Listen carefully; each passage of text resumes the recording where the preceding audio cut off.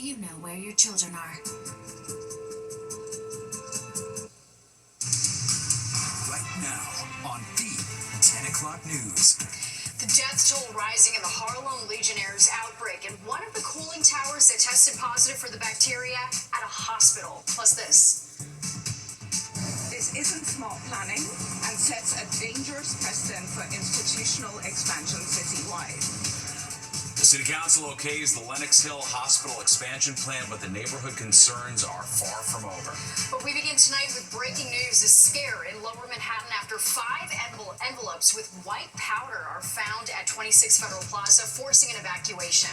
Good evening and thanks for joining us. I'm Natasha Verma. And I'm Steve Lacey, and if you don't know the building by name, you'll now know it as the home of an ice processing center. Fox 5's Duarte Geraldino live in Lower Manhattan tonight with the late-breaking details. Duarte. Steve, a lot of people are still so uncomfortable about the fact that these 5 letters were found with white powder inside of a federal building. There's a lot of talk about whether this was politically motivated. We can't opine on that right now, but the facts as we know them are these. Those letters were discovered in the mailroom of an ICE enforcement and office right now, and they were discovered inside of 26 Federal Plaza. Look at this video that was shot earlier today. You can show a lot of the firefighters who were gathered at the scene. They started around 4 o'clock this afternoon. 5 envelopes again containing an unidentified white powder were discovered in this ICE mailroom. Fire department says crews arrived in less than 4 minutes. Hazardous materials teams secured the area, evacuated parts of the building.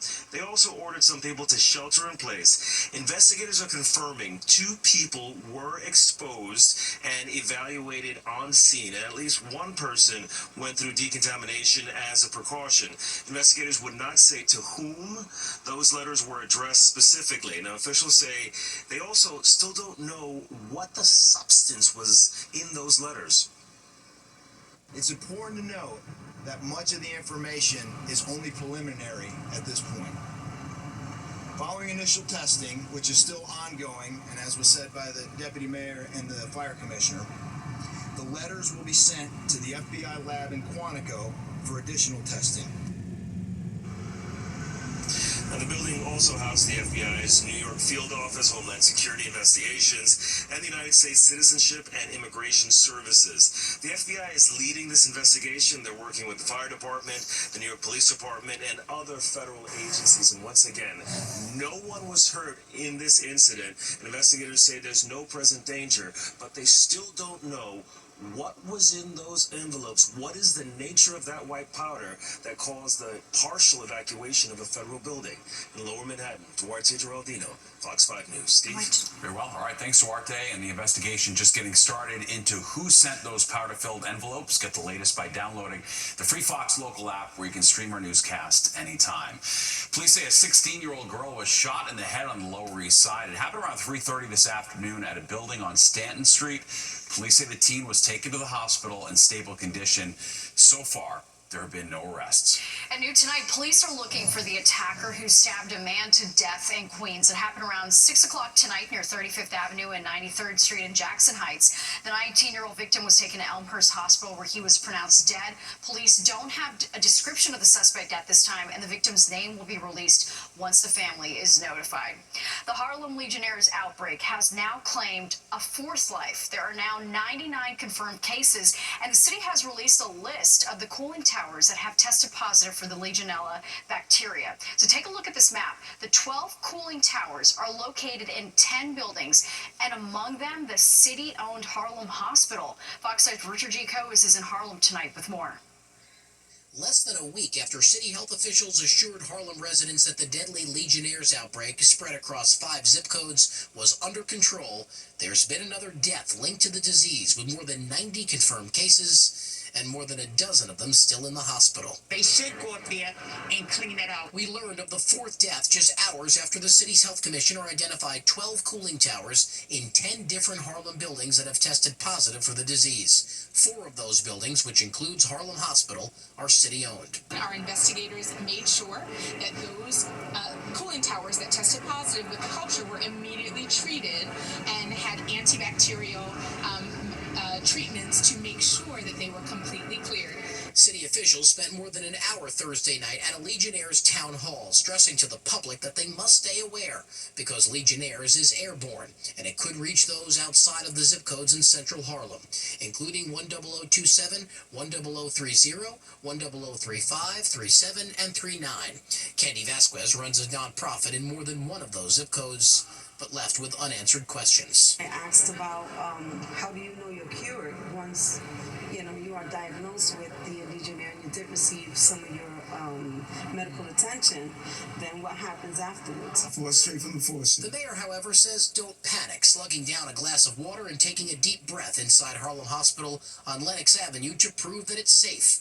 Mayor Adams now coming under fire from public advocate Jumaane Williams, who says he's lost faith in the mayor's ability to run the city. The mayor says whatever he wants in whatever period of time, so I don't really have faith in that. But I do have faith in the people who work for this city. If they feel any flu-like symptoms, fever, cough, muscle aches, that they should see a doctor immediately. The city health commissioner says that cleaning crews have already scrubbed the cooling towers in 4 of those city-owned buildings, like here at Central Harlem Sexual Health Clinic. And Legionnaires can grow really quickly. An example of that is here at this building, because a new cooling tower was installed here back in June. It tested negative for the disease back then. 2 months later, it tested positive. More in Harlem, Richard Giacobbe, Fox 5 News. And turning to the weather now, as we take a live look outside, the humidity still has its grip on the tri-state area. That's right. At least it's not raining. Chief Meteorologist Nick Gregory here now with a first look at the forecast. That's the mayor of Paterson, New Jersey, says all residents should have running water now, but the city's keeping the boil water advisory in place until testing confirms it's safe to drink. The mayor saying water pressure may fluctuate until the 30-inch main that burst is replaced. That should take 3 to 4 more days. He's also urging people to keep conserving water. More than 200,000 people have been without water for nearly a week after a water main broke near Hinchliff Stadium. 3 people are hurt after a large tree branch came crashing down near the intersection of Sussex and Churchill Roads in Teaneck, New Jersey this morning. Officials say 2 women were walking on the sidewalk when the branch fell. They were trapped until crews rescued them. The 3rd person was across the street. Fox 5 talked to a neighbor. I thought it's an earthquake because the house was shaking. You know, it was very scary, and I heard women screaming, let me out, oh my God. It was, I didn't know what happened.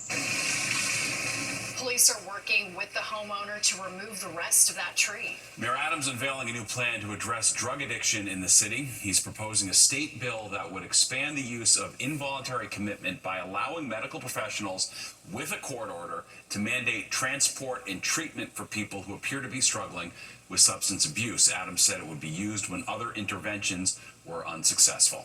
Texas Democrats who fled the state to block a GOP redistricting plan say they'll come back home if certain conditions are met. They want Texas Republicans to end the special session that's happening right now, which includes a new congressional map that could award Republicans 5 more seats in Congress. And they want California Democrats to introduce their own new map that would offset the GOP seats gained in Texas. California Governor Gavin Newsom says he's moving forward with plans to hold a special election to get approval for those redrawn districts. We're doing this in reaction to a president of the United States that called a sitting governor of the state of Texas and said, find me 5 seats. Texas Governor Greg Abbott is promising to call another special session to push through the new map, and the Texas Attorney General is asking the state Supreme Court to vacate the seats of the 13 Democrats who left the state. Well, the countdown is on to a historic meeting between President Trump and Russian President Putin on U.S. soil. All right, what's at stake ahead of tomorrow's summit in Alaska? And a big day on the campaign trail, all the candidates trying to connect with voters and secure their votes. Of hours, the leader of the free world will be meeting with the leader of Russia on U.S. soil. All right, the face-to-face meeting's goal is to finalize an end to the war in Ukraine. Fox 5's Stephanie Bertini here with a preview of what we can expect tomorrow in Alaska. Stephanie. Steve, Natasha, the world is watching as President Trump is set to meet Russian President Vladimir Putin. Today, Putin praising the president's efforts to end the war with Ukraine. Russia invaded Ukraine 3.5 years ago. Hundreds of thousands of people have been killed on both sides. And there has been mass destruction. President Trump says part of the negotiations will involve a land swap between Russia and Ukraine. President Trump also talking about a three-way meeting with Putin and Ukrainian President Vladimir Zelensky. The summit between President Trump and President Putin could be pivotal. The war has dragged on again for almost 4 years now, 3.5 years to be exact.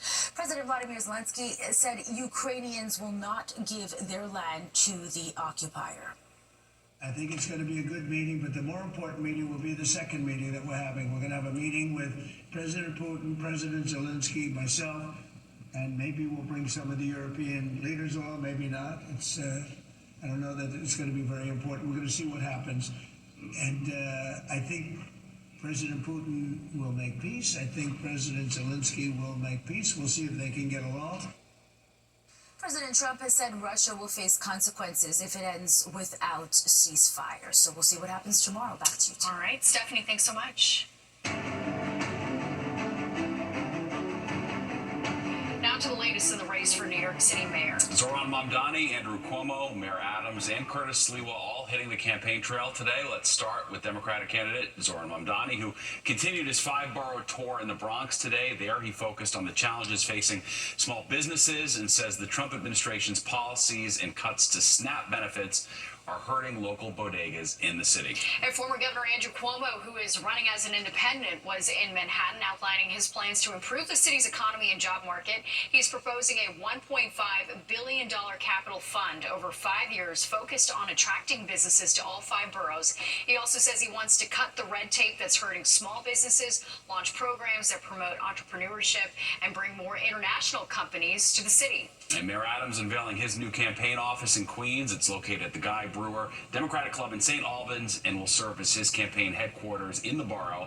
Adams, who's running for re-election as an independent, also picked up an endorsement from a coalition of Democratic leaders in Queens. Republican candidate Curtis Sliwa also on the campaign trail. He talked about his plans to improve public safety during appearances on several radio and TV shows today.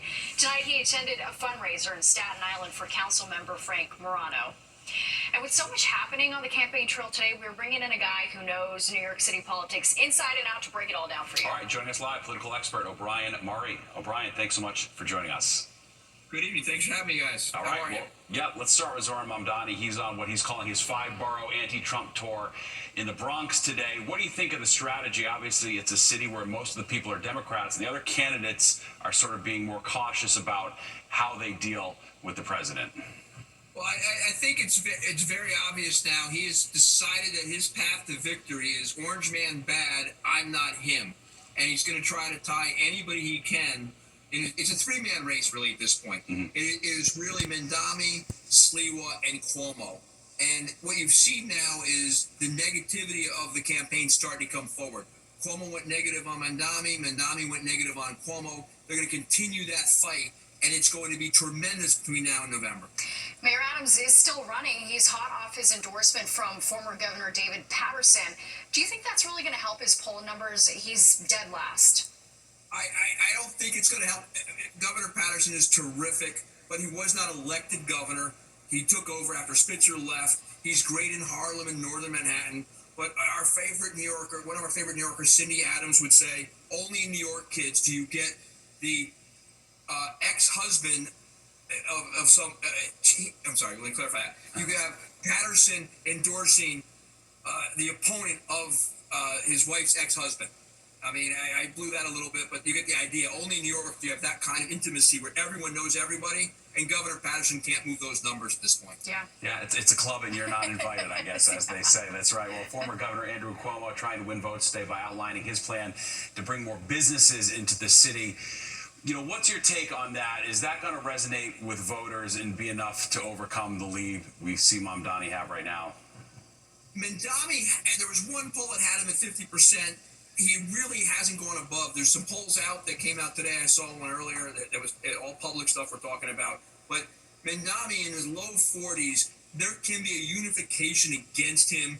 What there has to be done is a coordinated effort where they're negative on Mamdani. I know people say they don't love it, but campaigns do it because it works. And the independent expenditures is going to be doing quite a bit. But Mamdani got hit by Cuomo the other day, and Mamdani immediately went after Cuomo the next day. Why did he do it? People think it's because the attack by Cuomo had an impact. But the reality, I think, is Mamdani's made it clear. I'm not going to take a hit and sit here and come back and just wait and wait and wait. I'm going to come back at you right away and hit hard. Also, Mamdani did a great job coming after Cuomo himself. When a candidate comes after an opponent, opposed to having staff or just have paid ads behind it, it's phenomenal. So Mamdani did a great job, I think, in starting to put those walls up to try to defend himself before he gets defined. More than 25% of the electorate right now does not have an opinion on Mamdani. So who's going to turn out to vote, and can they make an impression on the voters right now about who Mamdani is if they're running against him, or can Mamdani tell the voters who he is so they'll vote for him? And finally, we have Republican candidate Curtis Sliwa. So he's talking about public safety. That's an issue we all know that's close to his heart. Can he gain traction by focusing on that message? Absolutely. Mayor Adams has blown it. He should have raised money right away after the primary. He should have controlled the whole campaign that he could have done about crime. Why did he get elected? Mayor Adams got elected because on day one of his campaign 4 years ago, he talked about crime. And on election day, he talked about crime. His opponent didn't do that, Andrew Yang. Andrew Yang talked about COVID. By the time we got there, COVID was over. But what Adams has not done is be able to control the message on crime. Curtis Sliwa, for decades as a guardian angel, has had that. So no matter what Eric Adams does to try to say he is controlling crime, you're going to have a situation that Curtis Sliwa is in the same lane and is nearly as credible as he is who can fight crime. Yeah, makes sense. All right, O'Brien Murray, we're going to have to leave it there. We appreciate it. Thanks so much for joining us tonight. Thank you for having me. All right, we can tune into our new show, Battleground NYC, the fight for your vote, hosted by SE Cup. We're following the latest up-to-the-minute info on the race for New York City Mayor. It streams every weeknight at 7 on the Fox local app and anytime on demand from now until Election Day. Well, the neighborhood weighed in. Now the city council's having its final say. What's next now that they've given the Lenox Hill Hospital expansion plan the green light? Plus this. You're listening to a 14-year-old musical prodigy from Bloomfield, New Jersey. I'm Sharon Crowley. I'll tell you how the church here helped her fulfill her dreams. The FDNY held a water safety education event at Rockaway Beach this afternoon. Their marine unit demonstrating their rescue techniques for swimmers who get caught in a riptide. The FDNY is working closely with the group Rising Tide Effect, which provides water safety classes, which is super important. Yeah, we've seen it time and time again this summer, no doubt about it. And turning back to the weather as we take a live look outside, it is calm for us right now. Yeah, the tropics, though, a different story. Of course, we're talking about Aaron. Let's check back in with Nick. Nick. Yes, and the rip current issue, which is low right now, so actually good for swimming in it tomorrow, but that rip current is going to go to a high risk next week because of what you guys were just talking about, Aaron. A tropical storm that's gotten stronger today, still moving pretty quickly to the west here. We'll see the stats here in just a minute, about 17 miles an hour. You can certainly see better organization here as those cloud tops are getting whiter and the storm's kind of growing a little bit in size. Already new advisory here as of 8 o'clock up to 70 miles an hour. That's a 10-mile-per-hour gain since earlier in the afternoon. Again, 790 miles to the east of the northern Leeward Islands. And that's about where it's headed. It is going to turn away from the Virgin Islands and Puerto Rico. So good news there. Of course, Puerto Rico, those areas don't need another hurricane. But it would, at that point, be a Category 2, almost Category 3 storm. That's a major hurricane as it then even goes east of the Bahamas. And at that point, 125-mile-per-hour hurricane. The question is, of course, what will the impact be on the East Coast? Most of the computer models of all that I've seen actually take it out to sea, but that doesn't mean that we're not going to be affected by it. We're going to take a look at the Fox model, which we have access to, and again, that model does pretty well with tropical forecasts. So you can see, again, it kind of spins it out here in the Atlantic and keeps it offshore for the time being. So that's something, again, that we'll want to sort of keep in mind. The issue that's going to be happening with that is that we'll still be seeing these large swells that'll come up in front of the hurricane towards the East Coast, right? So that'll be the issue.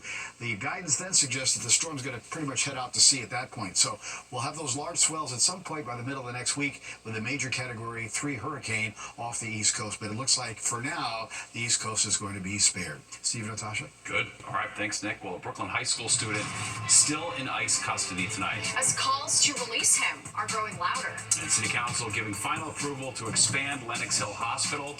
What that means for the Upper East Side.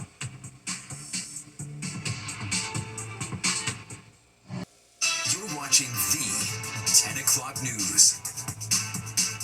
Immigration authorities gathering in Lower Manhattan today, demanding the release of a New York City public school student. It's a story we first brought you last night at 10 as news broke that the 20-year-old had been detained. All right, Fox 5 Stephanie Rattini live in the newsroom with the latest for us tonight. Stephanie.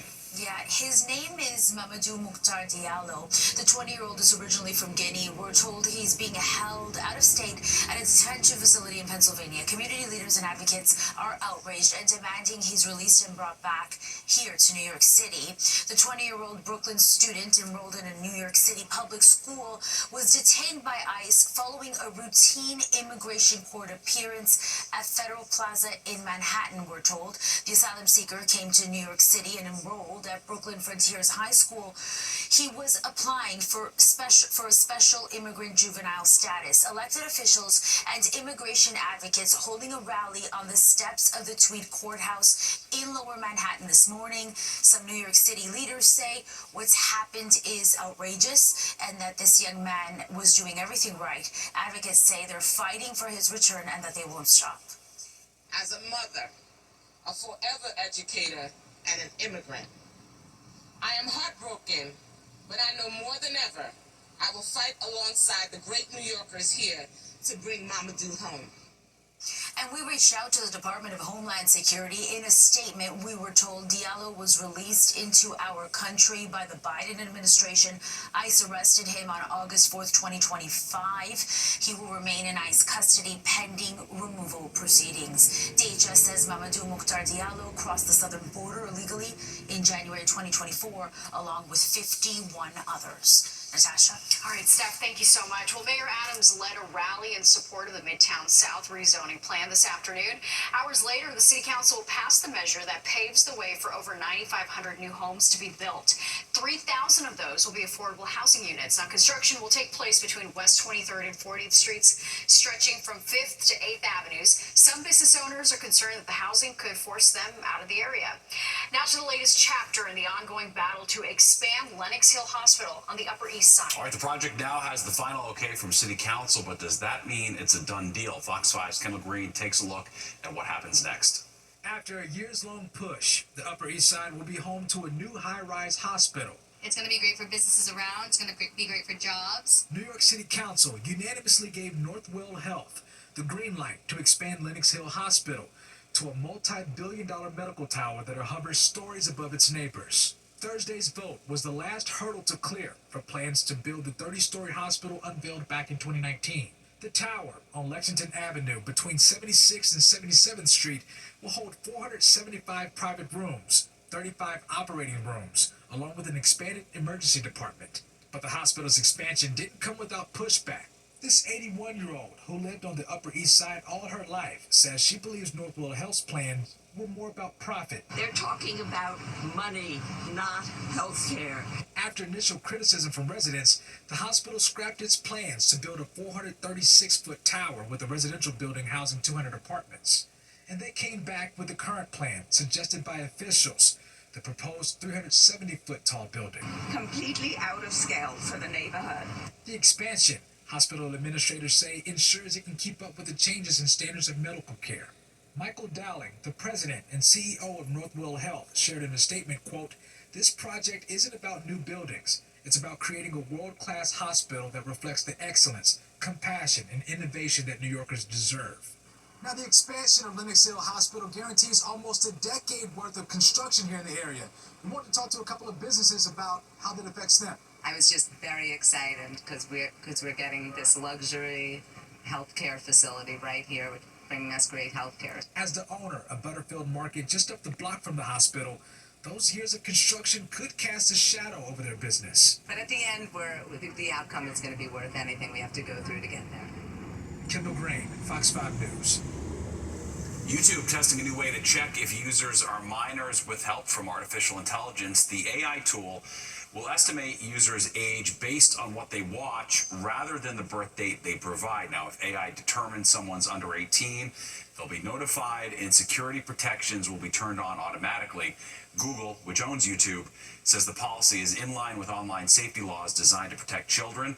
Some industry experts say they like the idea. I think it's an interesting and beneficial for Google and YouTube way to solve a problem that I think we've all known existed on the platform, which is, underage users have access to a lot of content that they maybe shouldn't. Now, if the AI tool is wrong about a user's age, they'll have the option to prove their age with a government ID, credit card, or even a selfie. Well, if you're getting ready to have a late night snack, you may be thinking, what do I want to spend those calories on? That's a good question, which leads to an even bigger question.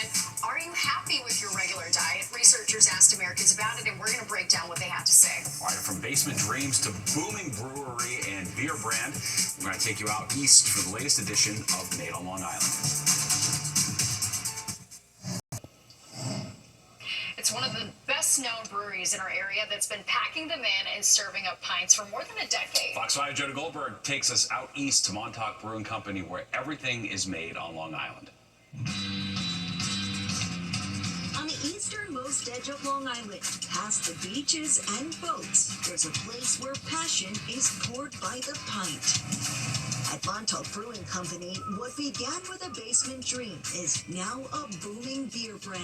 We all quit our day jobs and went all in on this. Childhood friends turned co-founders Vaughn Cotillo and Eric Moss spent summers lifeguarding on the East End. Now the two are lager lovers. With this, we want to make beers that are easy drinking, kind of appeal to a wide range of people. They opened Montauk Brewing back in 2012, and since then, production has become a foam-filled operation. From a watermelon jalapeno ale to seasonal favorites and the staples, many of their beers are crafted on site and then taste tested in the tap room. From start to finish, the brewing process takes about 2 to 3 weeks, depending on the style of beer.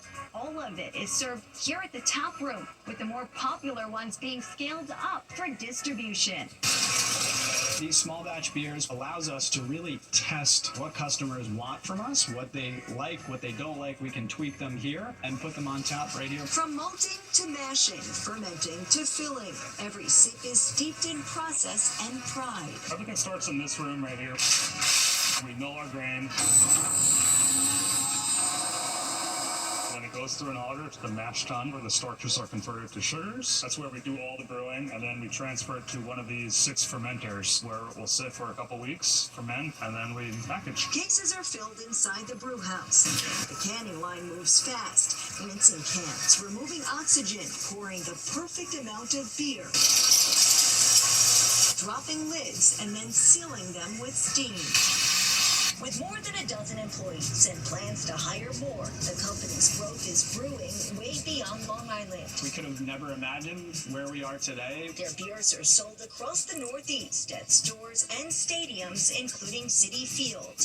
And earlier this year, they hit a home run, partnering with JetBlue to bring a taste of the Hamptons to the skies. The really exciting thing is it's sampling at 30,000 feet on JetBlue flights. They land. Now they're looking for it in their bars and restaurants or stores because they like the beer so much. For these Long Island natives, it's not just about sales, it's about spirit. People from all over the world, they travel here, they put a pin in the map to tell where they're from, and it's really turned into this special brand. So the next time you pick up a 6-pack, take a close look at the can. The perfect brew could have been made in Montauk. Cheers. On Long Island, Jody Goldberg, Fox 5 News.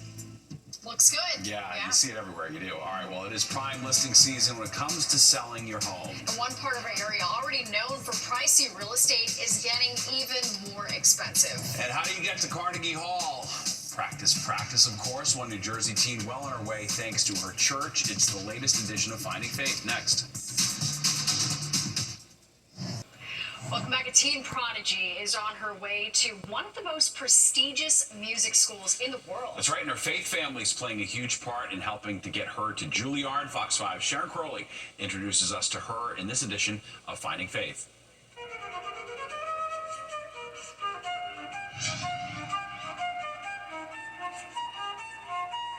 The soothing sounds you hear coming from inside St. Thomas the Apostle Roman Catholic Church in Bloomfield, New Jersey are thanks to the talent of 14-year-old Chidea Asandu. The flute has such a smooth tone, and it's so relaxing. You could listen to it either when you're going to bed. You can play it in any kind of mood. If you're feeling angry, you can play it as loud as you want. And if you're trying to mellow out, you can play it soft. And it's just so amazing to have. She started playing the flute during the pandemic. In the 5 years since she first picked up this instrument, her talent has blossomed, thanks in part to the encouragement of her church community. People would clap, and it's always so nice to have such a family around me. Chidea performs here during Mass. The musical director and cantor recognized her gifts, helping her to win scholarships for music lessons. The support paid off. Chidea was just accepted to a program at the prestigious Juilliard School of Music. Music is it's prayer for it's another transcendent of prayer, so it's incredibly powerful for me to be able to do that, but even for me to hear it from other people. So when I hear Chidea play, she transcends me and puts me in the moment of prayer. When you hear Chidea play, it's just amazing. It's hard to believe she's just 14 years old and starting at Juilliard. And later in life, if she doesn't become a musician, she said, I think I want to become a neurosurgeon.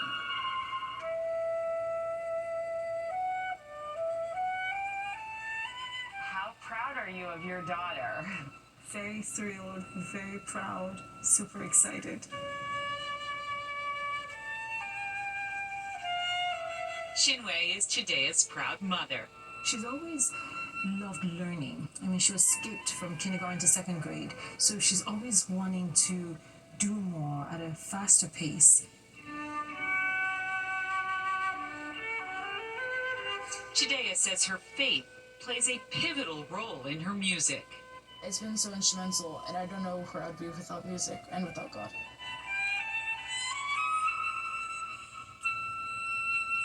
Wherever her talent takes her, Chidea will always be grateful to this faith-based community. In Bloomfield, New Jersey, Sharon Crowley, Fox 5 News.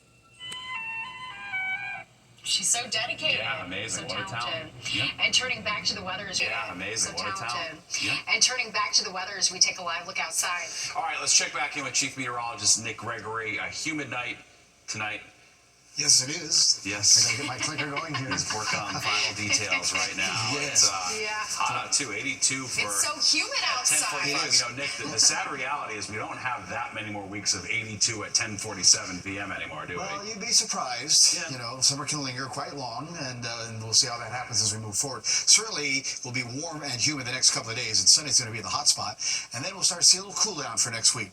Pretty humid out there now. We're done with the thunderstorm threat, it looks like, but we did manage to get almost to 90, 89 the high, 73 the low, 84, 69 is the average, and the record high 99, the record low 54. That was a little while ago. Sunrise should be pretty, 6:05 going down now at 7:55, so we're losing about 2 minutes of daylight per day. 82, mostly cloudy, wind has gone calm in the city, humidity 62%, rising pressure, there's a good sign, as the cold front has moved along. Now that's what brought us the threat of thunderstorms today, and then we'll set us up now for a couple of days with some really nice weather.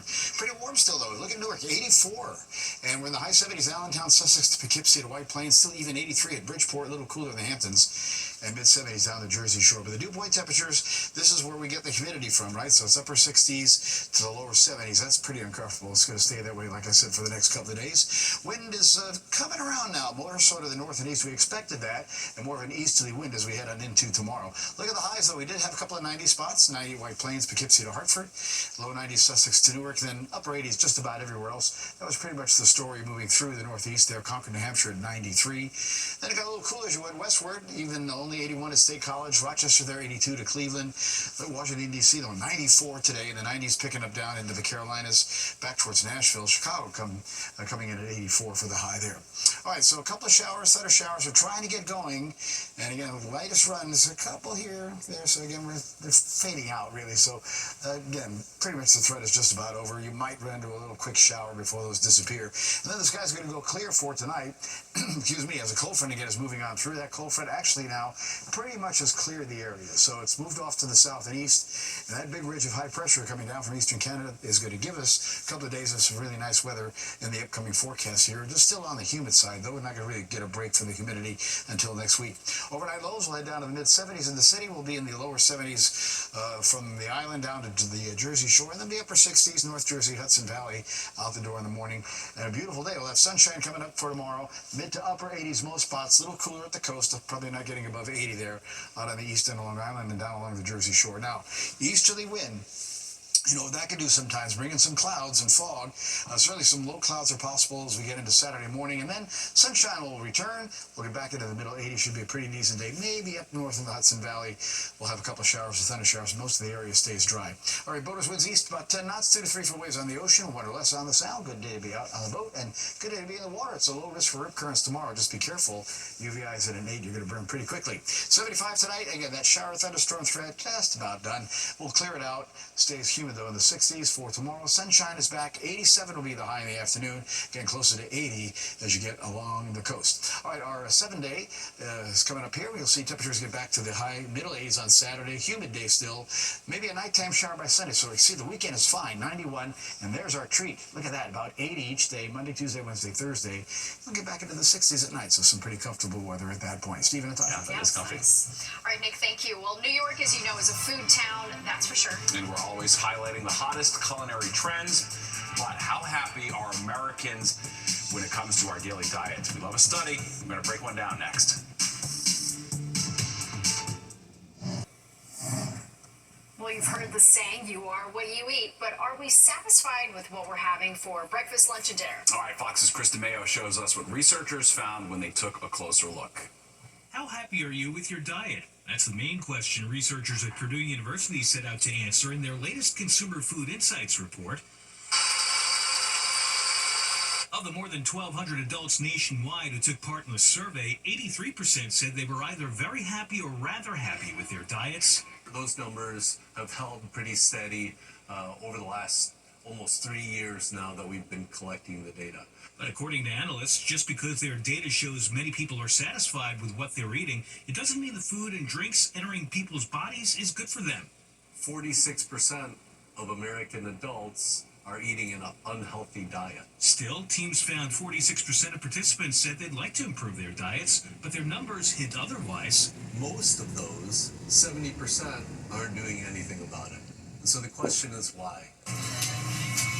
And the two big obstacles that pop up are, one, cost, a perceived higher cost associated with healthy diets, and the other is taste, a perceived lack of tasty diet, healthy foods. From their findings, researchers suggest there's a gap in public knowledge about how to buy and cook healthy foods on a budget. For the public health or nutrition experts who are trying to nudge Americans towards healthier diets, these obstacles or perceived obstacles are challenges that need to be overcome. And there may be an opportunity for education to make a difference here. Chris DeMayo, Fox News. Well, get your workout in at one of New York City's most iconic structures. The Vessel has teamed up with Equinox for a one-of-a-kind fitness class called Vessel Run. It's offered every Thursday morning. It involves running up the building's iconic staircases, stopping along the way for body weight conditioning. Fox Eye's Ryan Christopher went to go check it out this morning. You're in the gym or you're in the clubs, you are doing everything laterally. Rarely do you get that vertical work. So you really get your glutes and your quads and your calves working. It's really great. Tickets for Vessel Run are $55. There are 2 classes every Thursday at 7 and 8 a.m. You have to pay for torture? I know. Oh my gosh. I know. I can think of better ways to spend their money. No, it looks like a good workout. I'm just kidding. All right. We're at the 10 o'clock news straight ahead. We'll be right back. Home prices soaring to record highs on Long Island. The average price in Nassau County has seen a $55,000 increase on average in the past year. A single-family home now selling for nearly $900,000. There's also been a slight increase in prices in Suffolk County. Experts say the lack of availability is driving the market. The only indication they see them going down is if the interest rates skyrocket or the inventory quadruples, and I don't see any of that happening. And Orsini adds he doesn't believe prices have hit the peak just yet, at least. All right, one last check on the weather. Nick joins us now. Hey, Nick. Hello there. Weather tonight's quiet and just still humid and mild for that matter, really. Mid-70s in the city, about 70 and near the coast on Long Island, and there'll be some in the upper 60s north and west. The sky will go clear, and the sun will be back tomorrow. Still a humid day, but a quieter day compared to our recent days. Look for mid and upper 80s most areas, again closer to 80 at the coast. And then on the 7-day, looks pretty good for the weekend. Sun and clouds Saturday, more clouds in the morning with sun in the afternoon, about 85. Hot day is Sunday at 91. Showers will hold off, though, till the nighttime hours, and then some great weather comes in next week. More comfortable for sure, back to about 80 most of the time during the day and middle 60s at night. We'll take that. Yeah, good deal. All right, thanks, Nick. And don't go anywhere. Good night, New York, with Crystal Young and Ryan Christopher is next at 11, and you do not want to miss it. All right, that does it for us tonight. If you missed any part of the 10 o'clock news, you can always catch an encore on our free streaming app, Fox Local. Where you can stream our newscasts anytime. Have a great night.